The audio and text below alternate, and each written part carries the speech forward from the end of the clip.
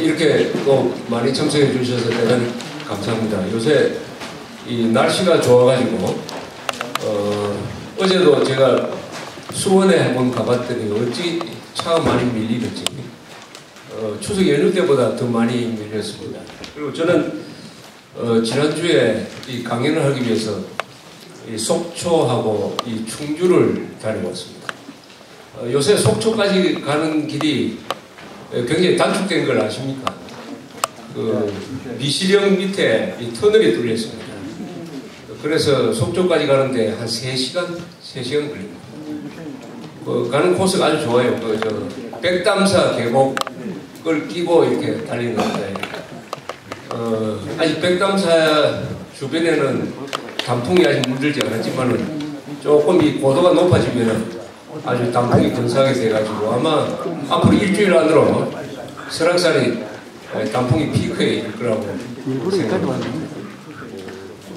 그리고 충주에 제약군내에서 주최를 해서 강연을 다녀왔는데 요새 또 충주 가는 길도 굉장히 짧아졌습니다.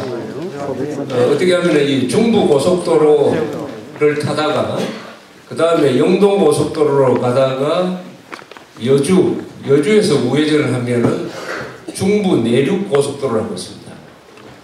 그게 충주 문경 이쪽으로 빠지는 길인데, 그래서 충주까지 가는데 한 2시간 남짓 걸립니다. 저는 충주를 자주 가는 편인데 충주가 굉장히 아름답습니다. 왜냐하면 충주댐이 있고 그 다음에 충주에 있는 강이 달래강이라고 있습니다. 달래강이라고 혹시 들어보셨습니까?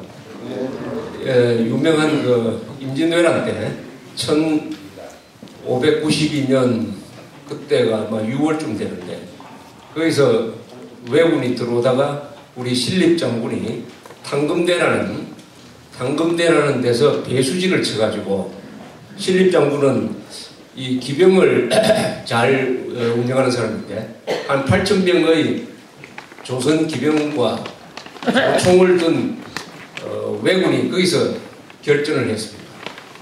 근데 완전히 우리가 전멸했어요.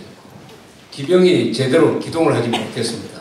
그러나 비가 왔기 때문에 이게 말발굽이 팍팍 빠지니까 그래서 조총에 전멸해가지고 신립장군도 전사를 하고 이렇게 됐습니다. 바로 그게 달래강이죠. 이 배수진을 아무데나 치는 게 아니에요. 이 전쟁을 하다 보면은 배수진을 쳐야 될 경우가 있죠. 또 우리가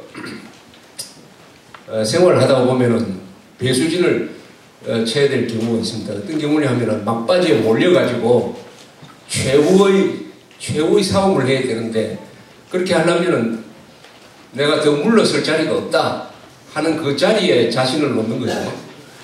물러서면은 벼랑이다. 물러서면 바다에 빠진다. 물러서면은 강에 빠진다. 그러니까 살기 위해서 싸운다.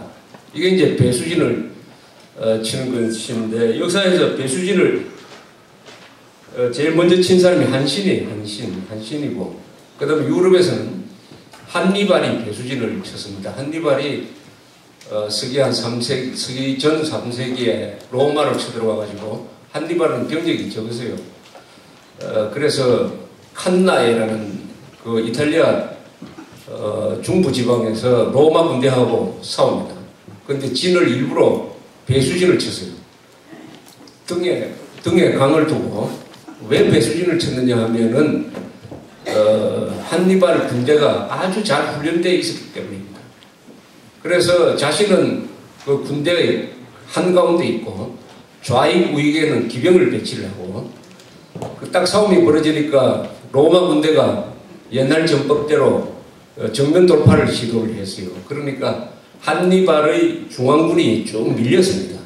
그런 동안에 좌익 우익이 앞으로 나가서 공격을 하는 로마 군대의 이 배후를 딱 포위를 해버렸어요. 그래서 그날 거기서 한 6만 명이 죽었어요. 한니발 군대는 한 300명밖에 사망하지 않았습니다. 그래서 역사에서 가장 유명한 전투를 칸나의 전투라고 그러는데 그게 배수진을 쳐서 성공한 경우인데 이 신립은 배수진을 쳐서 실패를 했습니다. 왜냐하면 당시에 조선군대가 잘 훈련이 안 돼가지고 오합지졸이었기 때문에 배수진을 쳤어요. 사실은. 왜냐면 배수진을 안 치면 다 도망가 버리니까. 그래서 거기서 졌습니다. 그걸로 이제 서울까지 완전히 길이 뚫렸습니다. 하여튼 이 충주가 아주 아름다운 곳이니까 이 가을철을 맞아가지고 한번 가까운데 한번 놀러 가시라고 제가 말씀드렸습니다. 지난주에 있었던 뉴스 중에서 이 오바마 대통령이 노벨 평화상을 받은 거 아시죠?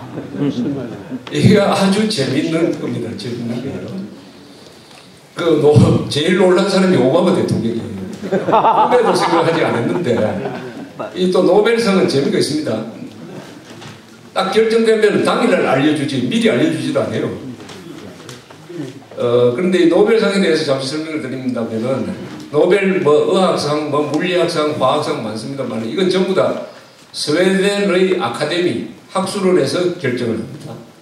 그런데 노벨 평화상만은 노르웨이에서 결정을 해요. 어떻게 결정을 하냐면 노벨 평화상 위원이 5명입니다. 선고위원이 5명인데 그걸 노르웨이 국회에서 그 5명을 선출을 해요. 그런데 그럼 오바마한테 왜 노벨 평화상을 주었느냐 하는 데 대해서는 오바마 대통령이 자기 스스로 그 상을 받은 데 대한 인사로서 그 연설을 아주 잘했어요. 뭐라고 했느냐.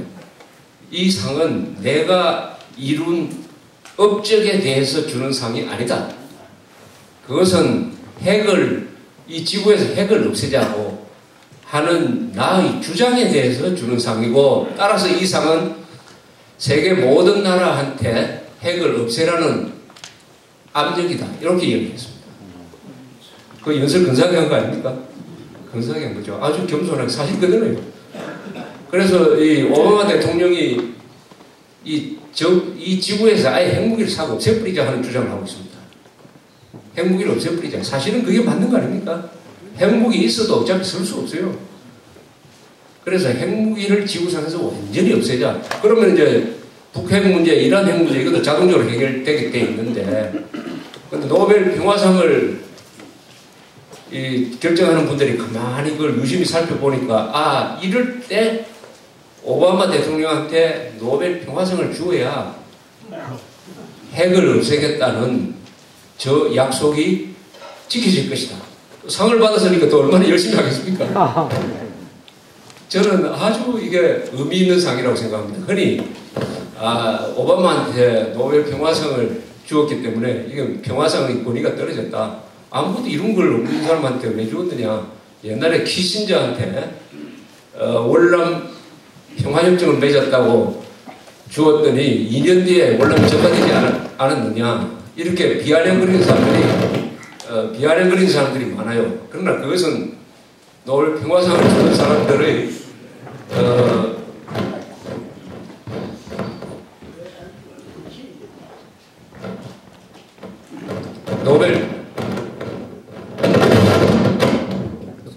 노벨 평화상을 주는 사람들의 그 깊은 생각을 모르고 하는 것이라고 생각을 합니다. 노벨 평화상을 김대중 씨가 받았기 때문에 한국 사람들은 상당히 좀 그 상에 대해서 못마땅하게 생각하는 게 많죠. 사실 노벨 평화상을 받지 않아야 될 사람이 받은 경우가 많습니다. 그러나 대부분의 경우에는 상이 괜찮은 상이었습니다.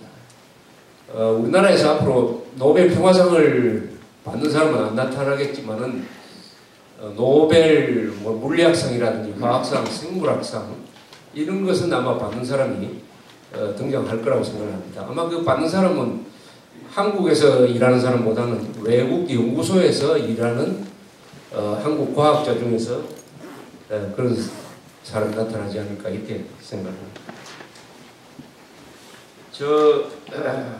어제가 보니까